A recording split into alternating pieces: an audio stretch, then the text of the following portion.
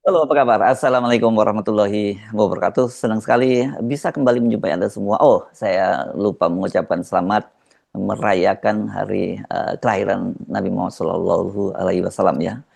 Maulud ini Mbak 12 Rabiul Awal 1448 Hijriah.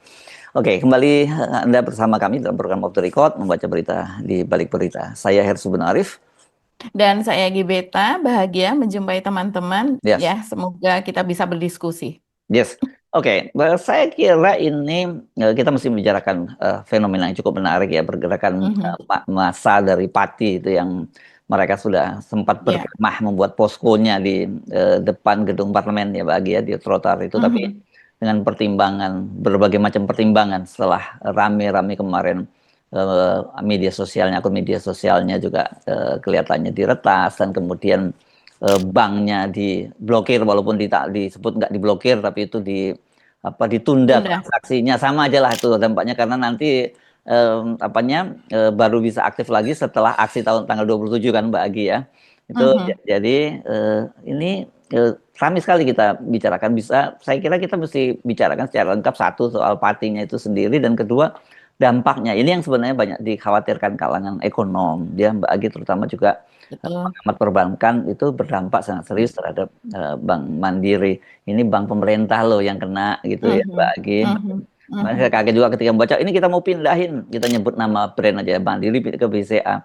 Kalau padahal mereka katanya anti oligarki dan sebagainya. Mhm. Tapi kan soal duit itu akhirnya orang nggak peduli soal ini milik siapa, walaupun sebenarnya dari sisi politis itu sebenarnya strategis.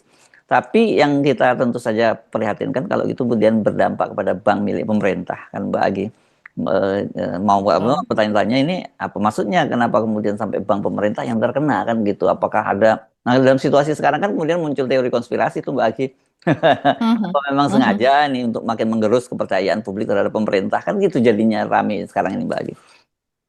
Iya, betul. Kalau kita melihat, kita prihatin ya, bagaimana sebuah bank pemerintah itu bisa di cancel culture, istilahnya itu seperti Yes. itu. Karena seperti dia itu ikut berkong kali kong gitu kan Mm-mm. yang ada di benaknya publik begitu dengan polisi dengan aparat gitu ya karena ini sudah diakui juga bahwa ini adalah atas permintaan polisi yaitu dalam hal ini penyidik yang sedang melakukan penyelidikan soal rekening Mas Botok atau Mas Supriyono yaitu ini adalah aktivis atau bisa dikatakan koordinator atau pimpinan dari Aliansi Masyarakat Pati Bersatu. Ini Nah, Aliansi iya. Masyarakat Pati Bersatu ini kita tahu sudah lama ya, sudah ada dari sejak kasusnya mantan Bupati Sudewo begitu kan. Terus ini terus bergulir ya kita tahu mungkin kita agak apa namanya mengingat lagi yang sudah lalu bahwa Bupati Sudewo ini kan tadinya begitu berkuasanya di Pati dan begitu saya tidak akan bisa digoyahkan seperti itu karena mungkin dia merasa dia dari Partai Gerindra dan kemudian mengakar ke bawahnya itu bukan ke masyarakatnya tapi lebih ke ya akhirnya kan ketahuan bahwa dia melakukan jual beli jabatan dan sebagainya yang artinya pasti struktur ke bawah juga pasti akan membela dia kalau terjadi sesuatu begitu.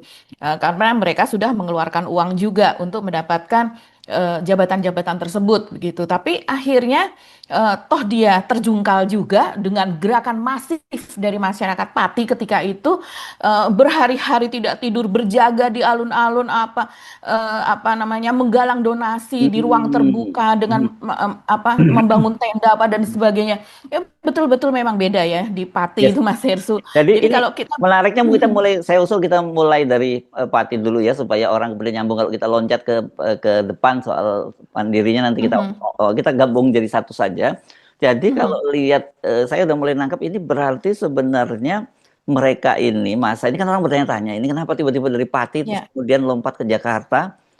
Rupanya kita bisa sebut gitulah ya apa yang dilakukan oleh Pati itu sebenarnya bisa jadi sebenarnya latihan mereka sudah terlatih lah untuk melakukan aksi-aksi semacam itu tapi sekarang mereka mencoba memindahkan aksinya ke jauh yang lebih gede dan saya kira itu ketemu dengan konteks secara nasional karena banyak sekali aktivis sekarang yang sedang mempersoalkan undang-undang perampasan aset yang sedang dibahas oleh Iya. DPR kan gitu, yang Mhm. Mhm. kelihatannya DPR sendiri dinilai maju mundur kan gitu soal Mhm. soal Mhm. apa soal undang-undang perampasan aset itu. Kalau saya baca di meme ya, baca di Mhm. media sosial, mereka bilang ya iyalah, karena nanti kalau diaktifkan itu yang paling terkena duluan kan mereka-mereka juga yang buat undang-undang itu gitu loh. Itu yang lagi rame. Jadi makanya saya sendiri tadi bertanya-tanya siapa ini Supriyono Mas Botok ini, karena sekarang dia panggungnya itu sudah besar dan dia banyak sekali mendapat dukungan dari publik, bukan lagi lokal tapi secara nasional kan gitu ya Mbak Agi. Iya, jadi dia menjadi semacam simbol perlawanan gitu ya, Yes. perlawanan dalam arti positif. Mm-mm. Dia mewakili rakyat gitu. Kalau Mm. seandainya kita kemudian berpikiran negatif gitu, seuzon bahwa ini pasti ada yang menggerakkan, ini uang-uang, bagaimana mereka bisa menyewa bus-bus yang ber-AC itu, yang mungkin cukup berbiaya begitu ya, dan bukan kalau zaman dulu demo mahasiswa atau demo rakyat itu kan ada, zaman dulu masih ada Kopaja Metro Mini, kalau sekarang ya nyari bus kayak gitu ya sudah nggak ada, nggak laku begitu Mm-mm. ya. Jadi memang ya bus-bus seperti itu yang sekarang kalau seandainya teman-teman di Jakarta, saya juga melihat tapi busnya bagus-bagus, ternyata yang ngomong gitu nggak pernah naik bus gitu Mas Hersu. Oh. Jadi bus sekarang itu memang sudah modern dengan segala fasilitasnya, Mm. mereka saling bersaing, satu armada, satu perusahaan satu dengan yang lain, dan banyak sekali perusahaan bus, tidak seperti zaman saya Mas Hersu atau zaman teman-teman yang Kenapa old fashion dulu. kenapa saya dibawa-bawa nama saya? Karena kita seumuran Mas Ersu.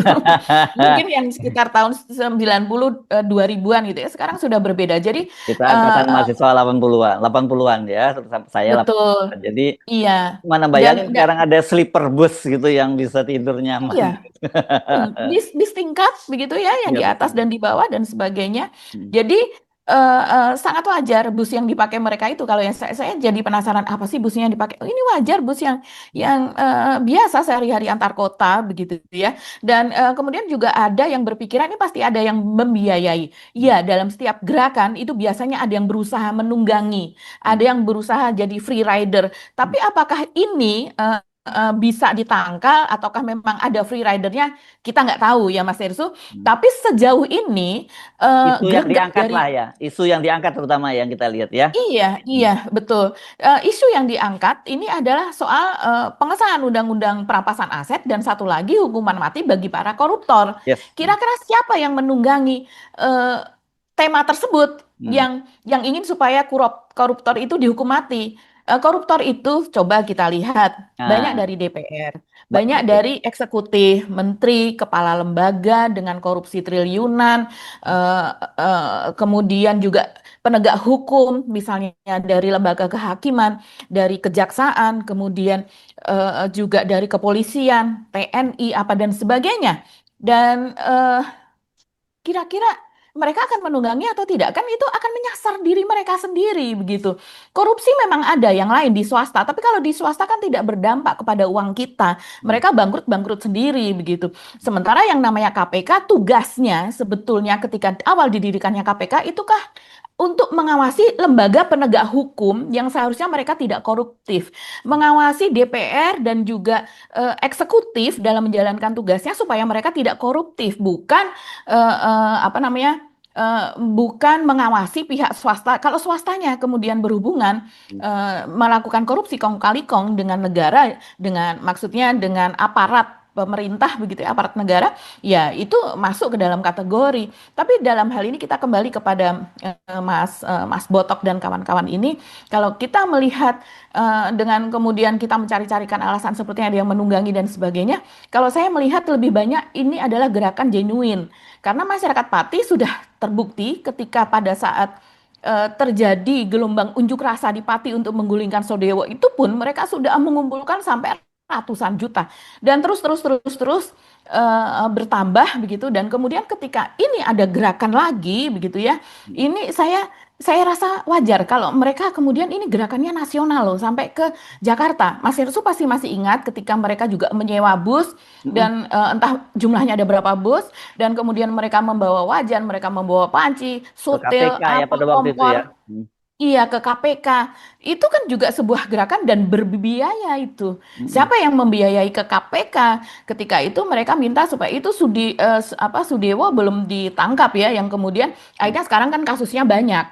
Ketika itu apa namanya susah sekali untuk menjerat Sudewo dengan kasus korupsi yang ada di DJKA, Mm. Kementerian Perhubungan. Ya, Tapi sekarang kan itu bergulir gitu. ya. Nah, jadi sekarang ini memang kalau saya lihat sih pemerintah nggak usah terlalu khawatir lah dengan yang seperti ini sebetulnya ya. Mhm. Dan juga kepolisian tidak perlu terlalu khawatir. Tapi mungkin khawatir karena perampasan aset dan juga Mm. apa hukuman mati bagi koruptor itu akan menyasar mereka begitu Mas Hersu. Iya, iya, iya. Proyek-proyek itu ada di pemerintah, proyek-proyek itu ada di juga di kepolisian. Kalau iya, ini menyasar kepada Ya. eksekutif lebih banyak dan juga yudikatif dan juga dan sebagainya begitu ya. Jadi Sebenarnya mereka eh, lupa sebenarnya Mbak. Jadi sebenarnya walaupun ada undang-undangnya, tapi ketika aparatnya, ketika penguasa juga tidak menjalankan, sebenarnya nggak ada masalah kok. Sebenarnya terlalu banyak sekali undang-undang yang sudah dibuat, tapi nggak dijalankan nggak kok. dijalankan Iya, masalahnya itu. iya. Kita Nah, tidak kekurangan undang-undang, yes. yang kekurangan adalah etika dan moral kita Ya, dalam dan menjalankan pelaksanaannya, undang-undang iya, itu. iya, iya. Iya, Nah, makanya selalu itu, dicari celahnya. ya. Makanya itu saya agak juga heran karena uang yang sebenarnya kan uang yang terkumpul dalam tanda petik juga nggak terlalu besar ya. Mhm. 80 juta 80 juta per Betul. kilo itu termasuk uangnya Supriyono dan saya kira itu untuk lingkup kabupaten masih mungkin lah itu terkumpul angka seperti itu karena tadi Anda menyebutkan dalam kasus menggulingkan Bupati Sudewo saja kan ratusan juta gitu. Jadi Mhm. mengapa kemudian sampai kemudian diambil langkah-langkah yang semacam itu yang sejak awal sebenarnya para pengamat ekonomi perbankan dan sebagainya itu mengkhawatirkan sekali langkah seperti itu walaupun Mhm. kemudian dibantah oh tidak ada soal pemblokiran kok yang ada cuma penundaan transaksi dan kemudian KPK juga menyatakan kami nggak meminta soal itu dan sebagainya. Jadi orang kan mulai curiga apa kekhawatirannya polisi dalam soal ini Mhm. gitu karena dampaknya itu jauh lebih gede ketimbang bahwa kemudian bupati warga Pati tidak bisa datang ke Jakarta itu jauh lebih besar karena sebagian Betul. warga Pati kan sudah ada di Jakarta bahkan sekarang jadi menarik karena ini bisa jadi bahkan bisa jadi isu internasional apalagi sekarang kemudian mereka dipindahkan ya poskonya tidak lagi di depan gedung parlemen tapi sekarang dipindahkan di pesantrennya Gus Dur ya di daerah Ciganjur gitu kan. Iya, tempat menginap ya. Jadi akhirnya kemarin memang terjadi kesimpang siuran, Hmm. sangat ramai itu di medsos, bagaimana Mas Botok ini sudah masuk ke mobil polisi, dikira oleh para pendukungnya Hmm. bahwa dia akan dibawa polisi dan kemudian akan ditangkap. Mereka takut Mas Botok ini hilang. Hmm. Biasanya simbol pergerakan hilang, mereka jadi kehilangan arah seperti itu. Hmm. Dan padahal katanya itu hanya untuk mengurus, menurut advokat dari Mas Botok itu, mereka akan mengurus izin untuk adanya diskusi atau kegiatan. Begitu. Jadi kalau mungkin untuk izin demo tanggal 27-nya itu sudah disampaikan kepada polisi, tapi kan ini ada pra kegiatan, pra aktivitas di situ yang itu yang kemudian perlu ada izinnya juga. Nah, mereka kabarnya tidak ada kendaraan sehingga akan menumpang kendaraan polisi untuk mengurus itu di Polda. Ya, walaupun Tapi itu memang kemudian aneh juga sih memang itu. Ya.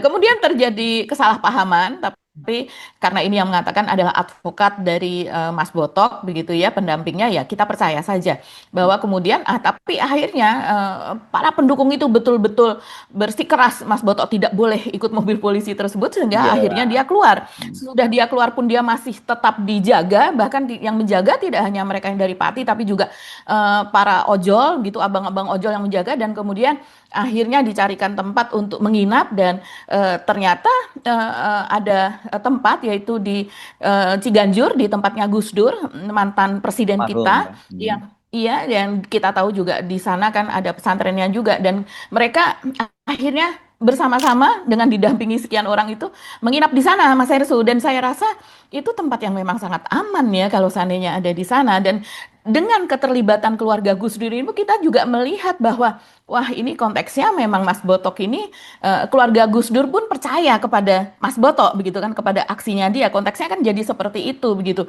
dan mereka juga memberikan tempat. Artinya tempat kalau kita bisa berteduh tidur di situ artinya adalah kita adalah tempat berlindung gitu. Nggak mungkin apa namanya dia akan kemudian siapapun gitu entah itu aparat atau kemudian ada orang yang free rider itu tadi yang berniat membuat kekacauan kemudian membawa Mas Botok apa dan sebagainya yang ditakutkan oleh pendukungnya Mas Botok ini hilang gitu Mas Hersu. Hmm. Dia menghilang sebelum aksi tanggal 27 itu begitu. Jadi ya situasinya menjadi seperti ini dan kemudian juga yang Bank Mandiri akibat dari pemblokiran itu kita tahu kemarin ramai sekali bagaimana logo Bank Mandiri itu dicopot dari gedung Bank Mandiri yang sebetulnya di situ lebih banyak katanya sih sebagai kantor bank syariah ya Yang di dan Jalan Bank Tamrin, Syariah Indonesia. ini yang di Jalan Betul, Tamrin ya. yang Ya, di Jalan Tamrin di BSI.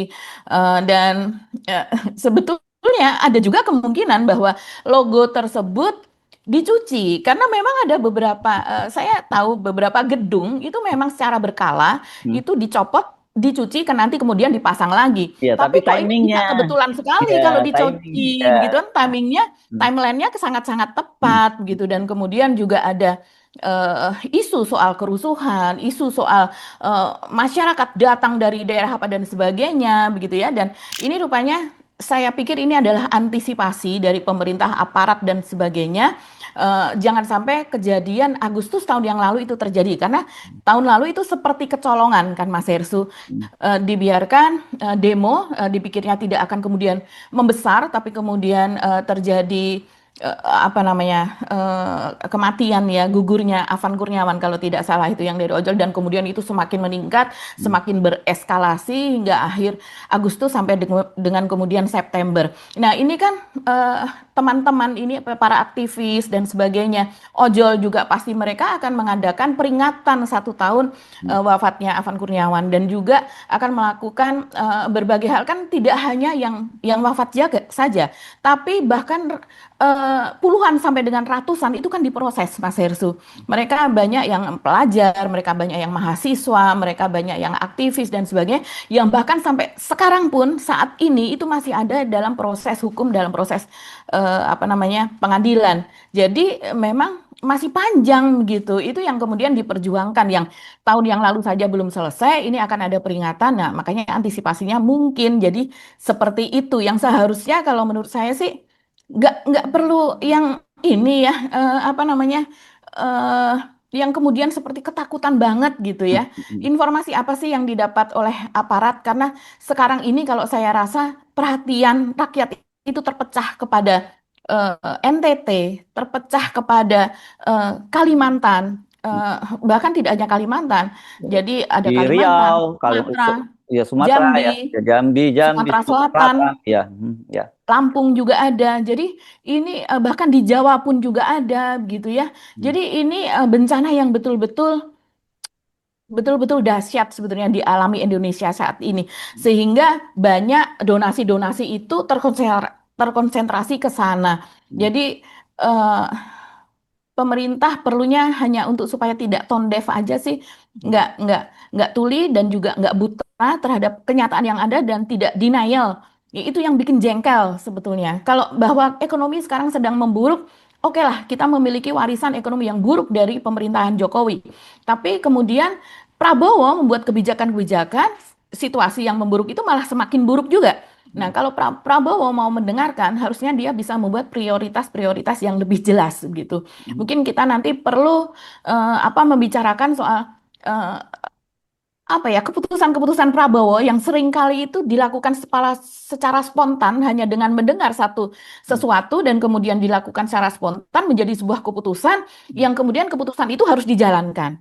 Ya, ya. Seperti misalnya, ya seperti misalnya sekarang dia sedang berada pada tanggal 22 dia berada di Kalimantan misalnya, kemudian tanggal 23 di Jakarta menghadiri menjadi akad nikah, menghadiri akad nikah Tanggal menjadi 24 saksi ya, Mbak. dari pernikahan.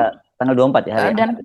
Ya, tanggal 23 dan 23 kemudian ya. tanggal 24 dia ke Riau lagi Hmm. berkoordinasi dengan gubernur, Pangdam apa dan Kapolda dan sebagainya dari 4 provinsi. Hmm. Dan iya dari itu nanti mungkin kita perlu perlu diskusikan keputusan-keputusan yang dibuat di sana begitu Hmm. karena sekarang juga sedang ramai nih Mas Ersu. Hmm. Prabowo kembali mengulangi keputusan-keputusan yang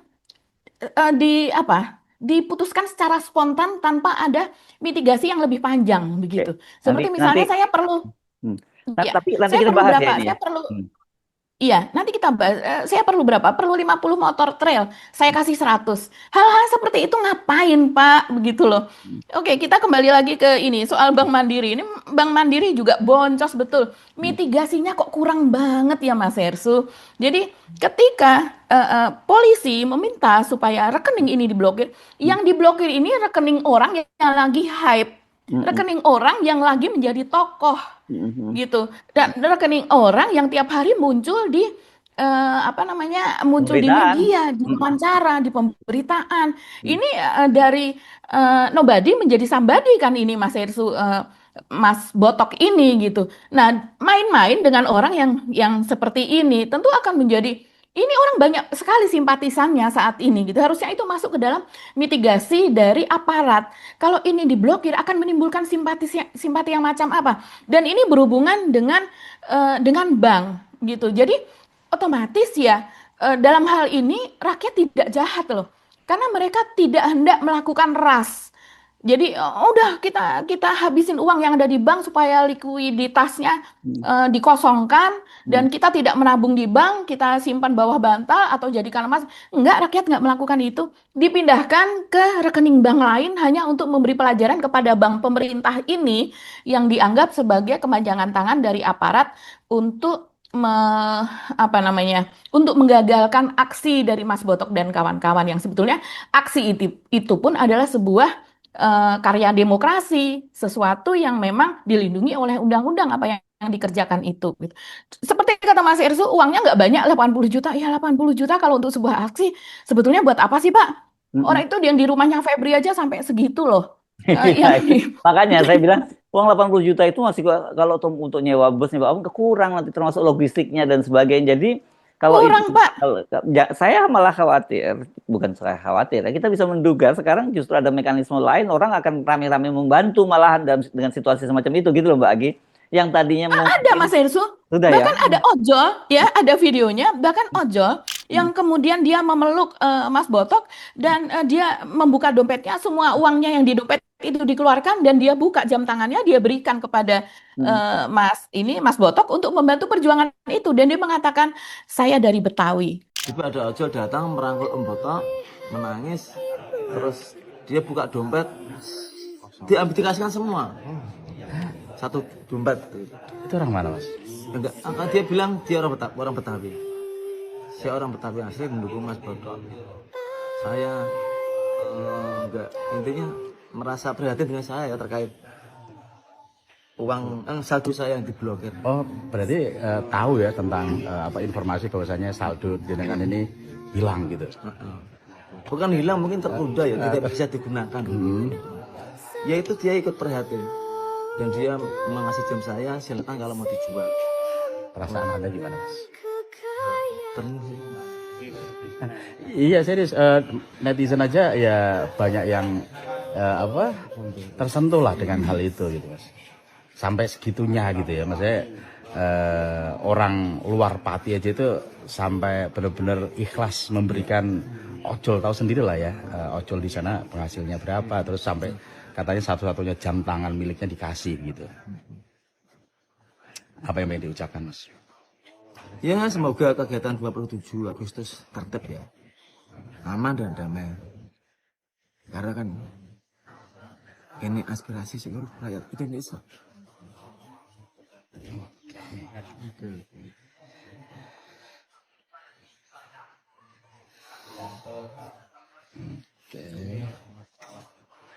Yang kita tahu kan memang ada Bamus Betawi itu pimpinan Eki Pitung alias Muhammad Rifki ya. Ini salah satu relawan lah dulu, relawan 02 yang ya belakangan kemudian ada yang membongkar ya dia adalah komisaris independen sebuah BUMN. Tapi saya belum menemukan ya apa betul Eki Pitung ini komisaris. Tapi yang jelas banyak sekali yang kemudian malah menghujat, nggak usah pakai nama-nama Pitung seperti itu gitu. Sesama orang Betawi malah terjadi kemudian pembelahan. Kaum muda Betawi kemudian memprotes dan mensomasi. Ini jadi malah terjadi pembelahan yang kayak seperti ini begitu ya. Ada lagi Bang Capar gitu yang juga mengatakan hal serupa, berusaha supaya ya jangan buat kerusuhan apa. Mereka nggak buat kerusuhan. Kalau seandainya mereka buat kerusuhan, pasti sudah dari awal mereka bawa benda-benda, mereka bawa tujuannya memang untuk kerusuhan. Kan dari awal mereka bilang bahwa kami damai dan pemerintahan ada di Jakarta, pemerintahan bukan ada di Pati. Kalau pemerintahan ada di Pati, ada di Jogja, mereka nggak akan ke Jakarta, begitu kan? Jadi bukan pengen merusak kampungnya orang Betawi gitu ya Mbak Agi ya. Kan, Ya. iya. Nah, tapi gini, karena kalau tadi justru dikhawatirkan mungkin ada yang memanfaatkan situasi semacam itu, tapi justru yang terjadi benar seperti Anda tadi, bahwa eskalasinya malah makin meningkat gara-gara aksi itu, karena kemarahan publik itu menjadi satu gitu. Dan sekali lagi ini jelas buat pemerintahan Presiden Prabowo itu justru merugikan. Nah, kalau pertanyaannya kemudian ada yang menunggangi, orang kan jadi rame-rame membahas pidato yang sekarang video yang sedang viral, videonya Budi Ari yang menyatakan bahwa situasinya seperti ini, kelihatannya Presiden Prabowo, insting politik dia menyatakan Presiden Prabowo nggak sampai tahun 2029, kan orang bisa jadi bertanya-tanya, apa ini bagian dari untuk mereka memanfaatkan situasi untuk mempercepat eskalasi, kan jadi begitu malahan Mbak Agi sekarang ini. Iya betul. Ini kan orang walaupun akhirnya mengklarifikasi ya, Budi Ari mengatakan ya itu hanya sekedar evaluasi. Evaluasi di sebelahnya Jokowi. Dan Iya. kemudian sebelum melakukan evaluasi mereka ngomong-ngomong apa nih berdua atau bahkan beberapa di antara mereka ini, sehingga ada kesimpulan seperti itu. Dan bahkan Jokowi pun tidak menghentikan ketika Budi Ari mengatakan hal tersebut, dan ketika dia mengatakan bahwa ini pemerintah kan tidak akan sampai tahun 2029 mungkin pemilu akan dipercepat dan sebagainya. Anak Jokowi ada di situ, begitu. Anak Jokowi ada sebagai wakil presidennya Prabowo. Nah, kalau sekarang pemilu dipercepat, berarti ada andil dari Wapres Gibran, karena yang akan diturunkan tentu yang dimaksudkan adalah Prabowo. Kalau yang diturunkan adalah Gibran, ya tidak mungkin mereka ingin menurunkan anaknya sendiri, anaknya Pak Jokowi, kan seperti Dan itu, Mas lagi Herspo. ketika ditanya siap-siap gitu, itu siap apa maksudnya?